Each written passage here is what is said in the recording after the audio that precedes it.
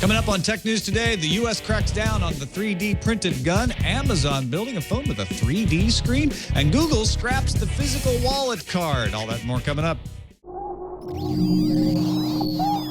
Netcasts you love. From people you trust. This is Twit. Bandwidth for Tech News Today is provided by CashFly at CACHEFLY.com.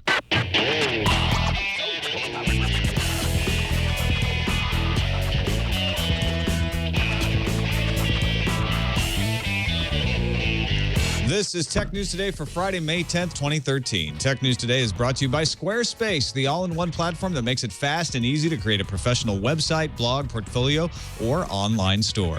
For a free trial and 10% off your first purchase on new accounts, go to squarespace.com and use offer code TNT5. Welcome to Tech News Today. I'm Tom Merritt. I'm Sarah Lane. I'm Maya Zakhtar. And I'm Jason Howell. And this is the show we keep you up to date with the most important stories in the tech world. Put them in some context for you, starting each time with the top 10 stories of the day in the News Fuse.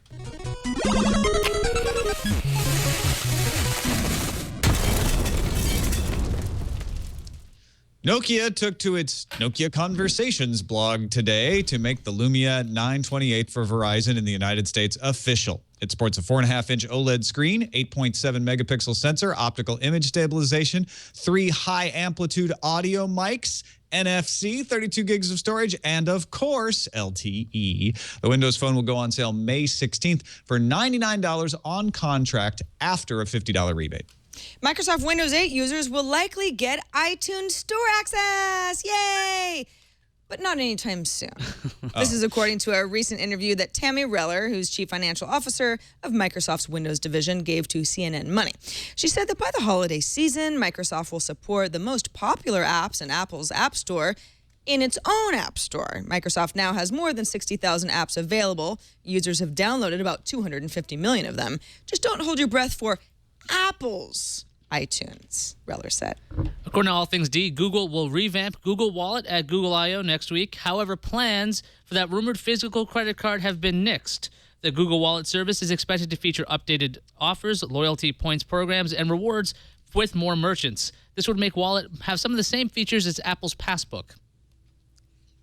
The U.S. Office of Defense Trade Controls sent a letter to Defense Distributed requesting that the plans for the 3D printed gun known as the Liberator be removed from public access. The State Department office believes the plans may violate International Traffic in Arms Regulation, or ITAR, rules. Wilson believes the plans qualify for public domain exemption, but complied with the request. However, the rest of the Internet may not be so cooperative, as torrents of the plans have made their way into the usual places torrents go.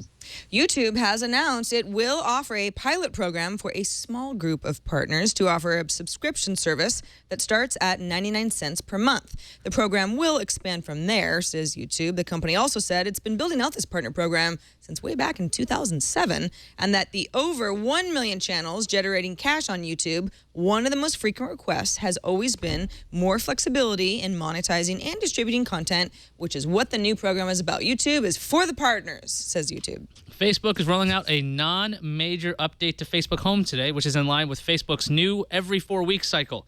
Facebook Home has been available for, you guessed it, 4 weeks, and Facebook says the launcher's been downloaded 1 million times from the Google Play Store in that time. The launcher officially supports a very small number of devices.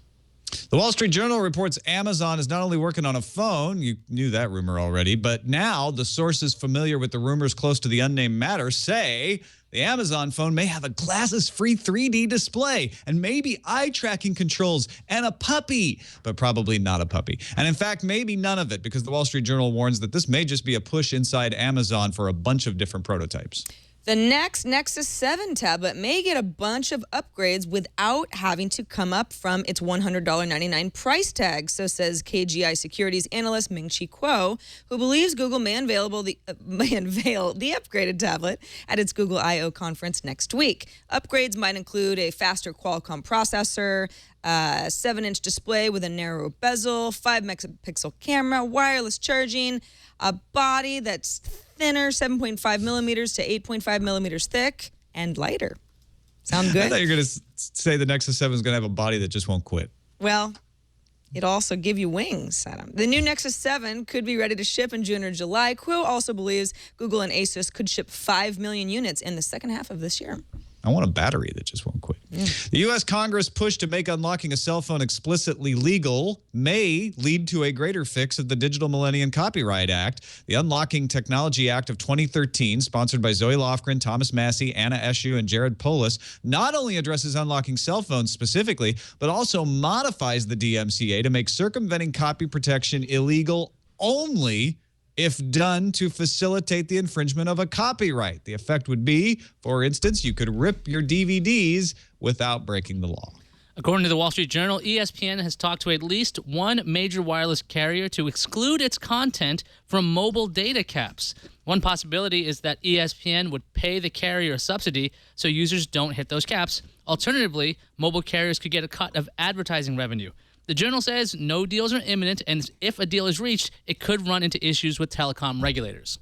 This episode of Tech News Today brought to you by Squarespace.com, the all-in-one platform that makes it fast and easy to create a professional website, blog, portfolio, or online store. Since its platform upgrade last fall, Squarespace just keeps rolling out new product features, integrations, templates. They're not stopping. They're crazy. 24/7 customer support by email or even live chat during the week. Plus, with plans starting as low as $8 a month, software and hosting, Squarespace is a real value, and it's exceptionally well designed. You get award-winning designs that look like they were made for you, because they were, and you can customize them, so they're perfect for you. They also just added a new calendar feature called the Events Collection. Allows you to share schedule updates. You got promotions, you got events, you got meetups, maybe sales, whatever you're doing, you can put it up there, and they just released a beautiful new template called Momentum. You got to check that out.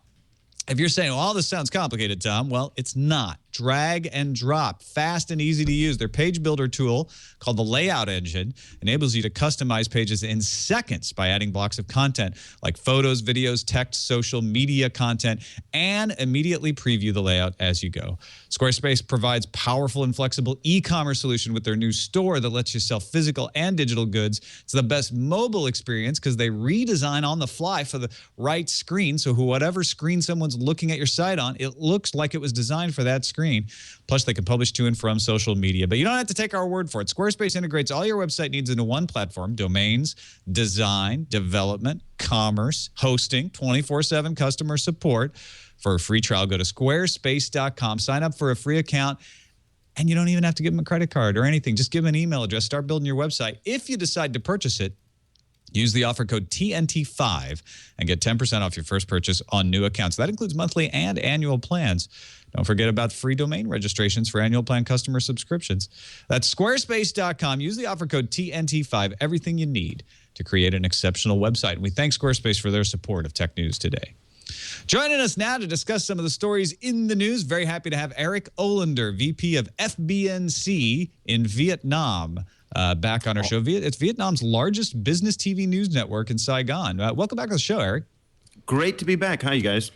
It's great to have you. We got a lot of good stuff to talk about, and let's dig right in to the saga of the 3D printed gun. Now, we heard in the news fuse that they have removed the plans for Liberator from DefCAD, not before it was downloaded more than 100,000 times, though. So it is out there on the internet. Now, the DefCAD plans have been removed because the State Department, specifically the U.S. Office of Defense Trade Controls, said it is unlawful to export any defense article or technical data for which a license or written approval is required without first obtaining that required authorization from the DDTC. That's the Directorate of the Defense Trade Controls.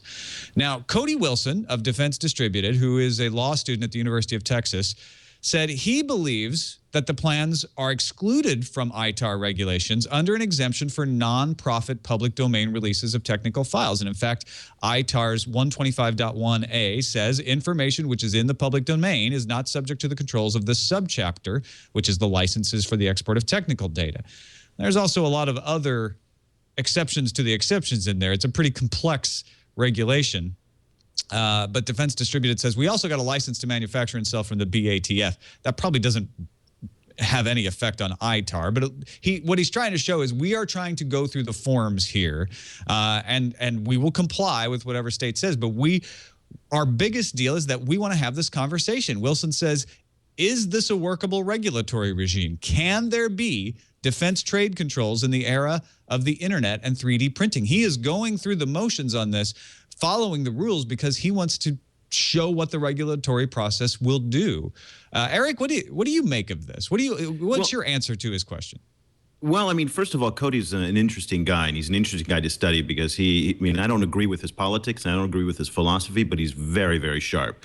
When it comes to, why the State Department took this instead of ATF, it really clearly shows that this is an international issue. So you have to think about that this doesn't have anything really to do with the United States, where you can get a gun pretty much, just go down to Walmart for $20, you can go on the corner and get a gun.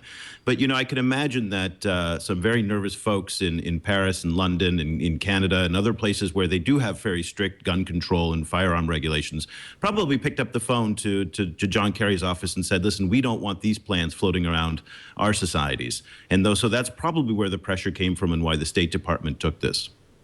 And yeah, exactly. They can pretty much. This was the whole problem with PGP, right? Is that they said, well, this is encryption technology that falls under ITAR, and because you put it on the internet, people in Iran and Cuba and all these restricted places can get access to it. Ayaz, what do you make of this? Well, I was actually looking at the statute, and I was looking at Wilson's arguments, and he was claiming that if his files are available on a library computer, that it would qualify under the public domain exemption, which would get him out of all this trouble. But the first thing is that sounds like he's saying that, yeah, he's running into violations of this, and then you have to find an exemption out of it.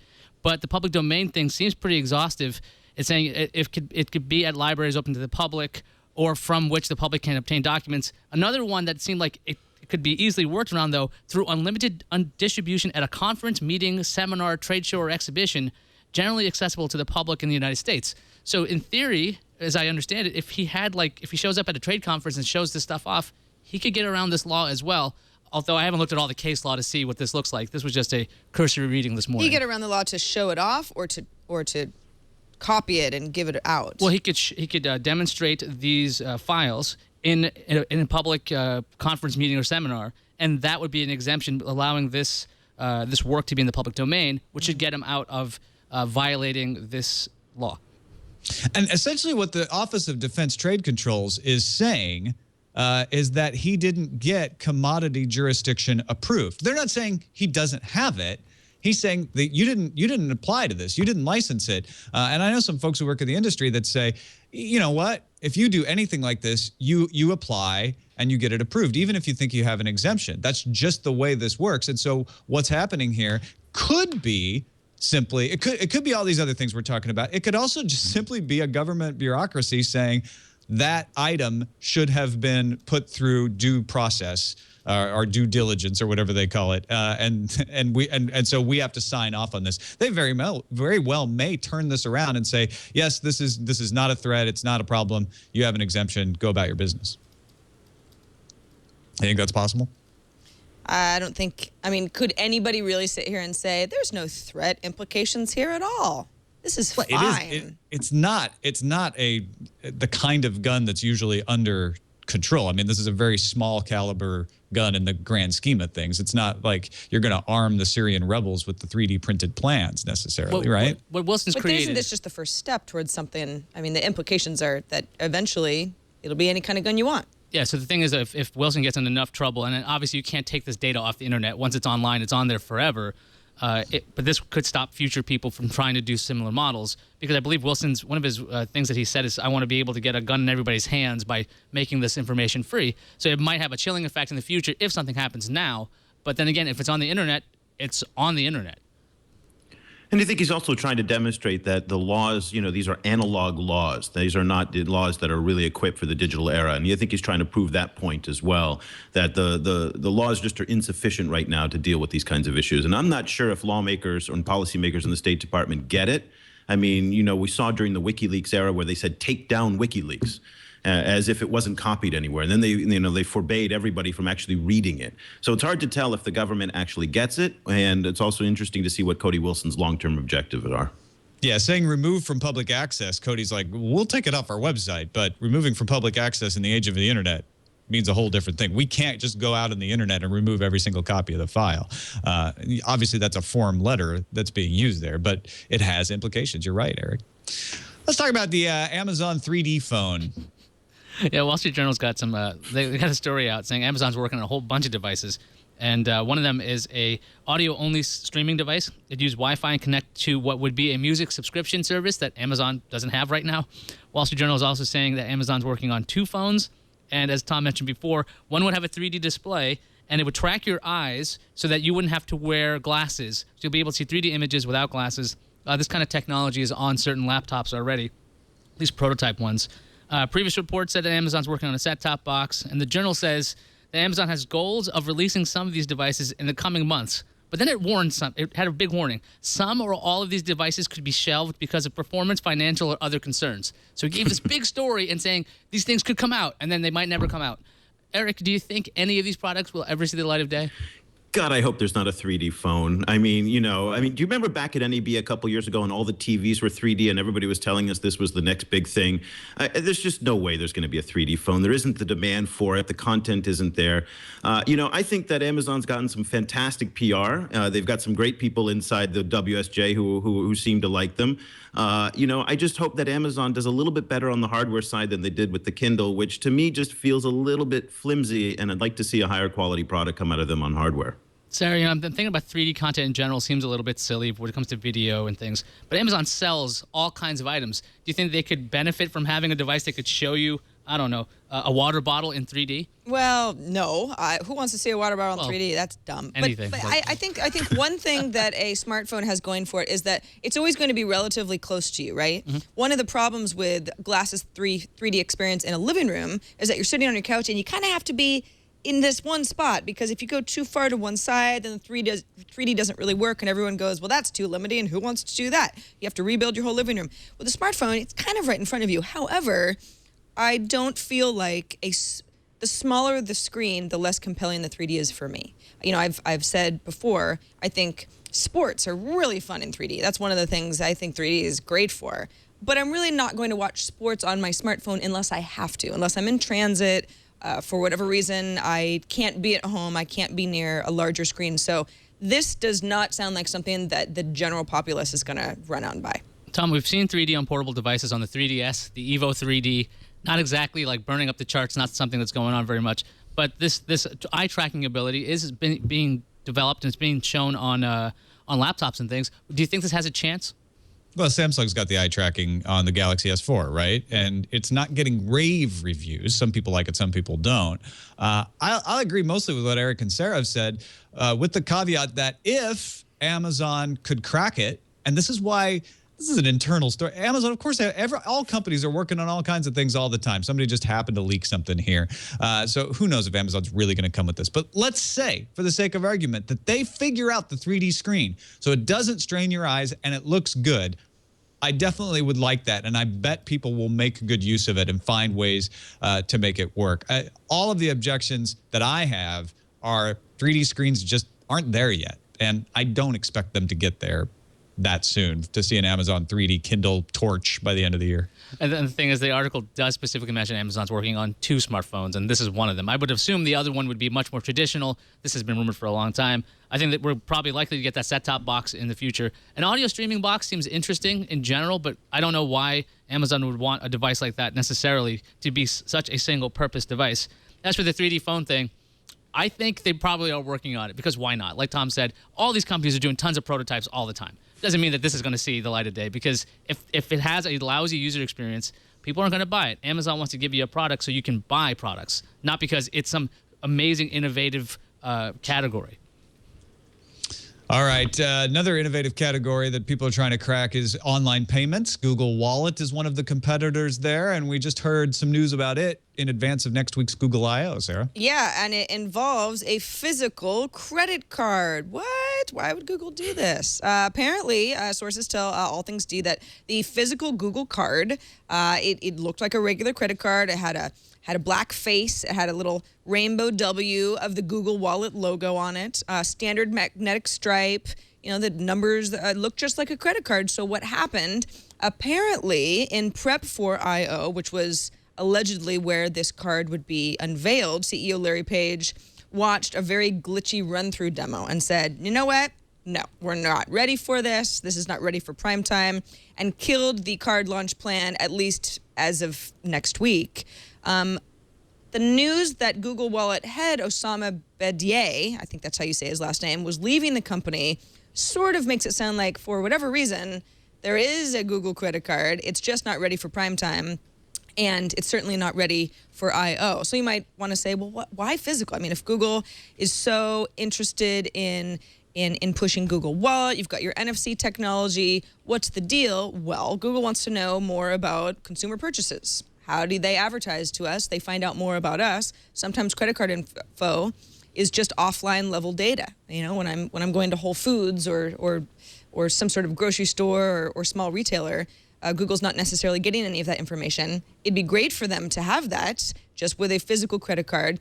Ayaz, do you think that this actually makes a little bit more sense than trying to sell Google Wallet to a lot of people who don't really understand NFC or why they need that, or they don't have a compatible smartphone?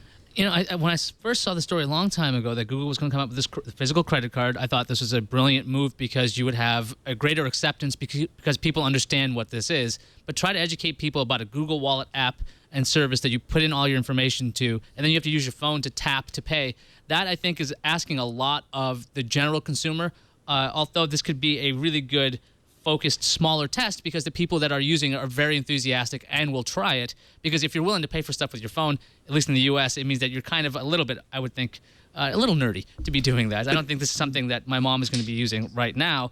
But I think that someday maybe they will come up with that card because it seems like it makes more sense for Google to track data. That's what they want. They want to give you the best ads, and you see that, you'll click them, and Google makes more money that way. Google introduced Cloud Wallet last year that would work with existing credit and debit cards. Eric, do you think that we're going to see a physical Google card later this year? No, I don't think we'll see a physical Google card. And I guess the bigger problem is the fact that what Google's done so far in the payment systems has really just been kind of crappy. You know, every time I'm back in the Bay Area, you know, I see the Google payment, key, little logo there. And I ask the retailers, I say, do people actually use this? Does it work? And 100% have all said it doesn't work. I've tried it myself. And on my Google Wallet account, I did it last year, it didn't work. And so I worry that Google is using their kind of beta kind of philosophy to kind of roll this product out. Money is a different game with people.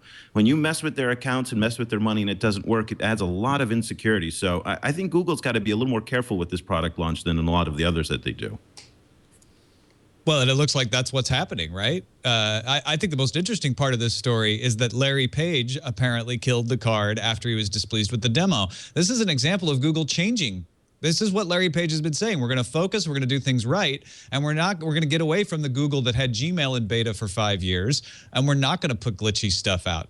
That's what I read from this, is that he's like, this isn't ready, then we're not putting it out at I/O. I don't think it necessarily means they'll never do it, although I'm still a little unsure why I want a card. I get the idea of like, oh, people are familiar with that and it'll help tide them over. But yeah, I agree with what everybody's saying, where it is pretty glitchy the few times that I've seen it used. And kudos, if this is true, kudos to Larry Page for saying, no, well, we're not coming out with this until it's ready, especially because of what Eric said. This involves money. All right. How about the Onion? They got hacked like everyone else did by the Syrian Electronic Army, but their response, quite different. They detailed the entire procedure that the Syrian Electronic Army went through to hack the Onion with screenshots and everything. Here's what happened. And this is I love that they did this because it lets you know this is how easy it is for things to fail and get hacked. They phished one account. They were able to get one account to click on a compromising link out of all the employees at the Onion, which are hundreds. I don't know exactly how many, but they were able to get just one person. That allowed them to access one internal email account. Then they were able to phish two more accounts by sending the same compromised link internally, but from an internal email address. So people were less likely to be skeptical. They're like, oh, that's coming from Bob. Okay. So then they were able to phish two more accounts, just two more accounts, and one of them had access to the social media accounts. The IT department discovered this, sent out a note saying, hey, everybody change your password. The phishers copied that note and sent it out to everyone from one of the compromised accounts so that they tricked two more accounts into being phished. This gave them a total of 5 accounts inside the company. At that point, IT realized what was going on and forced a password reset and locked them out. But the damage was already done. They'd already taken charge of the Twitter account and put up some stuff. Onion IT not only detailed all of this for us, which nobody else who's been hacked has done, but also put some recommendations. They said, first of all, educate your users about this sort of thing and how easy it is to get tricked into clicking on a link and logging in accidentally. Isolate Twitter accounts from your normal organization's email so that even if your email does get compromised, they don't automatically get access to your social media. Use an app like Hootsuite to allow multiple people to manage a social media account, but even if one of those accounts does get compromised, it's easy to block them and get them kicked out, and have an alternate means of reaching your users besides email. Because one of the problems is when IT sent out the email, some of the hackers were able to mimic that, and so you need a different way of communicating people. It reminds me of when email would be down and IT would send out an email that email was down and no one would get it until email came back up. Eric, what do you think of this? The Onion kind of taking the opposite. Everybody else says, no, wait, you just don't talk about the hack. At worst, you admit it happened, but you don't say anything about it. Onion's saying, let's educate the public about what happened so we can stop it. Two things. One, I hope the Onion IT guys are getting raises because they did really a great job on this. You know, I have personal experience dealing with the Syrian Electronic Army. When I was at France 24 last year, we were DDoSed by them, and they're pretty aggressive. Now, I think it's really important to kind of identify, you know, the fact that we don't know exactly who the Syrian Electronic Army is. Is it the government? Is it the intelligence service? Is it diaspora? We don't really quite know. One very interesting thing about this is that it reveals some of the new modern kind of techniques of warfare that we're seeing out of Syria, you know, so DDoSing and obviously going after Twitter accounts and really trying to get into the social media narrative has been a big part of what they're doing. You know, they launched about 10,000 fake YouTube videos to try and throw off news agencies, and it's been very effective. They've been torturing people for passwords. And so in many ways, this does show kind of the direction that warfare is going. Really down the roads, if you're a reader of Evgeny Morozov, this is the dark side of the net. Ayaz, do you think it was the right move to open this up? Yeah, I think so. The thing is, if you have this information out there, and some people are in the chat room freaking out, like, how could you trust the Onion? Because it's on their blog. It's not on like their Onion News website where they're pretending like, oh, we got hacked and this is how it happened. It's an actual story by their IT department here, and having these screenshots and showing the things that happen in just a regular office workspace. It's just an office like everywhere else. Just so happens they write some really funny stuff. It's this kind of information that if people are reading this, they go, oh, okay, if it happened to the Onion, this is what happened there. I don't want this to happen to me. So they do that. The Onion's also, I mean, satire. They're not trying to pass stories off as if they're real. Everyone knows that it's, you know, a wink, wink type of thing. I think the Onion is completely in the right here. I think it's, you know, it never fails to sort of boggle my mind that just takes one person to either not really understand what a phishing scheme looks like, or just to be in a hurry. You know, maybe you were sort of waiting for maybe a PR person to get through to you, and you're just not really looking at who the sender was or what the link is. This is not hard to do, and I think that companies should take extra measures. The Onion has some really good tips for all sorts of companies where a lot of people might get into this situation and spread the good word. Wait, the Onion isn't a real news source? Oh, Tom. Where do I start? Take it out of my RSS feeds. While I do that, Ayaz, tell us about this whole Windows 8 iTunes mess. Sure, let's do that. So Tammy Reller, the CFO of Microsoft's Windows division, told CNN Money that you shouldn't expect an iTunes app in Windows 8 anytime soon. iTunes is in high demand. The welcome mat has been laid out. It's not for lack of trying, which implies that Microsoft has been talking to Apple, trying to get iTunes for Windows 8 in their App Store. Now, you can run iTunes on the desktop in Windows, so you can still always do that. But to have a Metro-style or modern UI version, that doesn't exist yet. iTunes works on the desktop, like I said. Apple also has made software for Windows that it's discontinued. It made Safari for a while. QuickTime's still there, last updated in November 2012. And then there was an article at CNET by David Carno who argues that Apple should start developing Android apps, and specifically mentioned iBooks, iTunes, and iCloud ports, because why not get people on Apple services? Eric, do you think that Apple should be opening up their software to more hardware? I don't know. It's not what I think necessarily about what, you know, I think it'll be a cold day in hell before we see Apple kind of go out to those platforms. I mean, you really look at the culture of Apple and you look at the culture of Google. Google is really believing in open, and obviously Apple believes in closed ecosystems. So it's just, I don't think it's in their DNA to do this. And, you know, in terms of the Windows Metro, iTunes, it's just an ultimate, clear evidence that Metro just has not caught on in the eyes of the audience and the consuming public, because I think if there was a big enough market there, they might consider it, but it's just not there. Sarah, iPod didn't take off until iTunes became available on Windows. I mean, it was a niche device. It only worked on Macs, only worked with certain software. Then iTunes came up for Windows, and iPod became just gigantic. Should Apple be thinking about this? Because Android's eating up market share from the iPhone all the time. Should they be having the same approach that Google has for its apps? I don't see it happening. I think that David Carnoy makes a good point that, wow, Apple could really open up their business if they were to accept the Android ecosystem and try to figure out how it would work with Apple's own existing. But I don't see that happening tomorrow or next year or ever. Then what do you make of this? We got Microsoft going into hardware. Should Apple become more of a software player? Yeah, they should. Eric's right, they won't. I think kudos to David Carnoy for coming up with a good click receiving, yet defensible opinion piece there. I used to work with David, and he's a good writer. And this is a good way to get a good conversation started, right? You know, yeah, Apple should go on Android. What? You're crazy. They'll never do that. I totally think they should, and I totally don't think they will. It's. I would just be echoing what Eric said. It is against Apple's way of doing things to open up easily to things. That said, if Windows 8 Metro took off and became a big enough market share, they might be forced into considering it. But that same logic could apply to Android, and I don't think they'll ever do that. It's just too much of a direct competitor. I wonder if there's still some tension between Microsoft and Apple when it comes to bringing Office to iPad and the cut that Microsoft did not want to pay Apple, because Apple wanted to take 30% of all these subscription fees.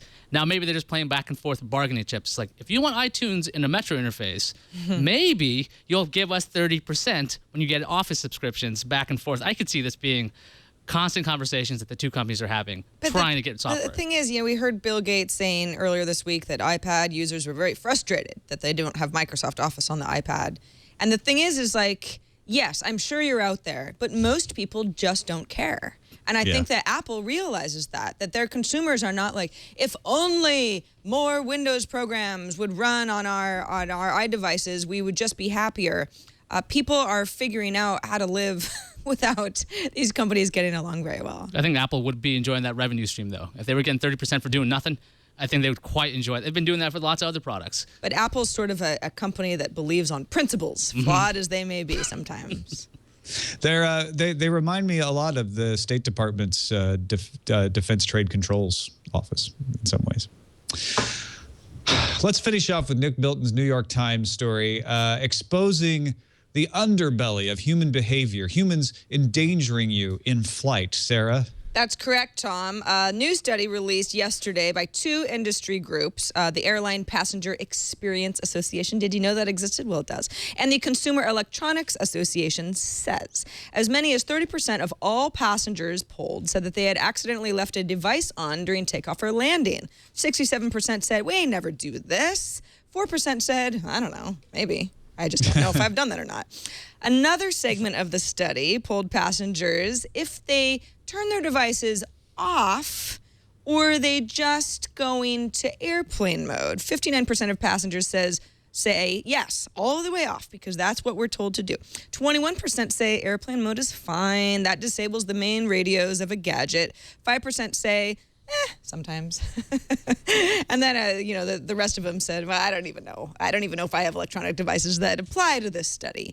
But this is sort of the ongoing argument that some people have that say, listen, if it's not interfering in flight, then this is just a stupid rule and it needs to be changed. Nick Bilton, who wrote this article, the update, has been talking about this for the last couple of years.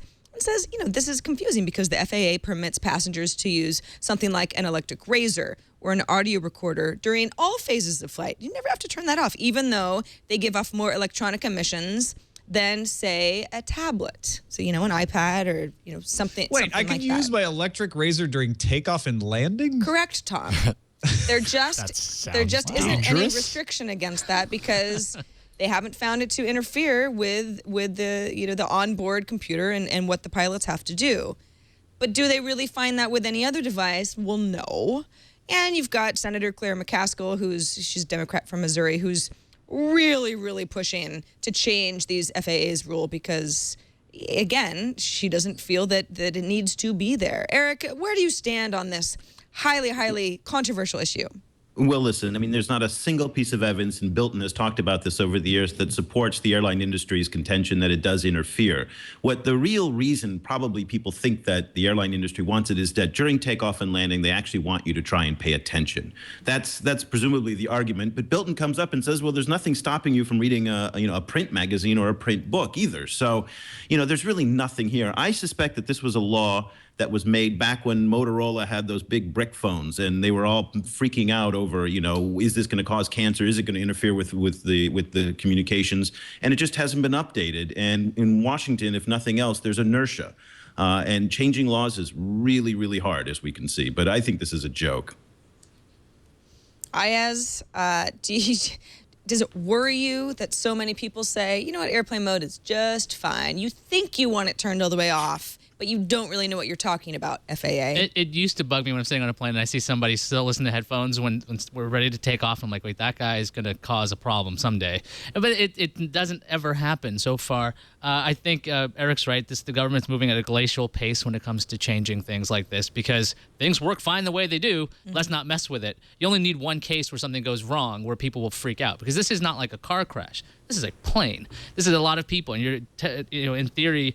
Well, car crashes can be really awful too. What I mean is the amount of people in one vehicle is just much larger in an airplane than when it comes to these massive flights. We're all sharing this together, and so I think there's a potential for less freakouts if FAA still keeps to their ideas of turn everything off. Yeah, we'll turn a blind eye. We know you're not plugged into our in-flight entertainment system. You're not rocking out to the announcement to buckle your seatbelt. We know you're really on your iPod.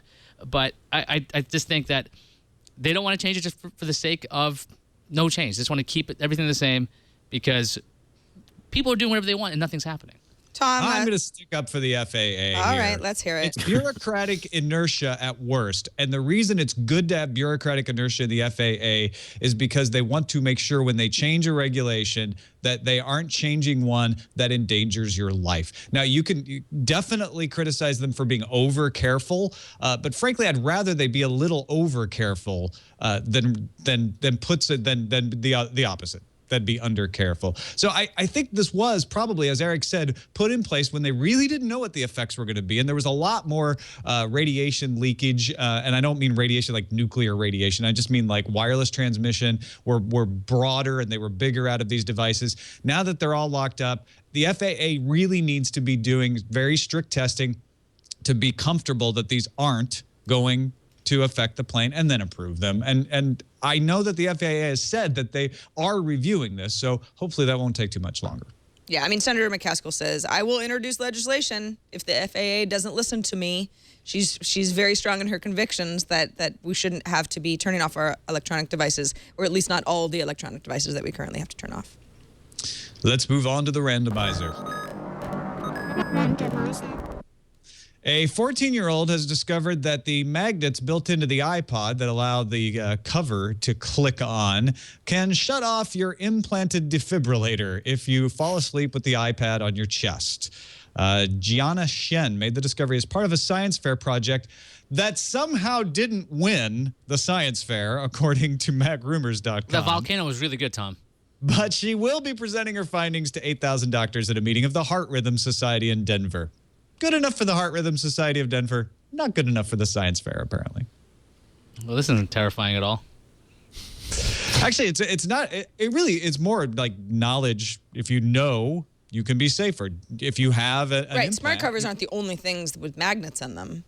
Well, it's not This the is just smart the cover, it's latest the magnets issue. in the iPad. But you're right. Yeah. You don't fall asleep with a refrigerator on you and the magnet falls in. You're talking about an iPad. You're reading and then boom, you got a problem. Don't fall asleep playing with those little magnet balls. The buckyballs. Yeah, I guess I'm trying to think of something else in my life that I'm holding regularly that also has magnets in it. I Those guess silly bracelets that are supposed to be like all good for your chi or something. Well, I don't wear those. Well, I'm just trying to Those think, what are- else do people use with magnets? That's a snake oil gadget. I don't know. And it- Yeah, I guess there aren't that many magnet things that I fall asleep with. I don't know. I mean, if you fall asleep, laying against your food. I also don't have a defibrillator, so You don't. not an issue yet. Okay, good point. Could be one day. Don't I fall am asleep too during panicked. takeoff and landing with the iPad on your chest. Not without it being in airplane mode, that's for sure. The magnet needs to go into heart defibrillator mode. Let's see what's incoming. Incoming message. That message is just moseying on. Don't worry about it. I got a message from Matt. He says, hey, guys, love the show and the Twit network in general. I had a thought earlier today about the hoopla surrounding the glass pricing. I feel it might be a case of temporary pricing it out of the range of consumers, but giving those hardcore developers a fair chance to jump at it. Google has already stated this initial Explorer model is intended for developers to develop applications for it, and given the very few available out of the gate, it makes sense to keep it out of the hands of the everyday Joe as much as possible to mitigate the short-sighted, no applications doesn't do anything, it's going to fail commentary.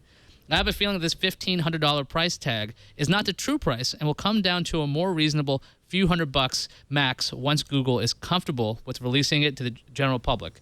I always see similar tactics with some app developers where rather than remove the app from an app store, they raise the price to some outlandish cost to bar new customer access while keeping it available for existing customers.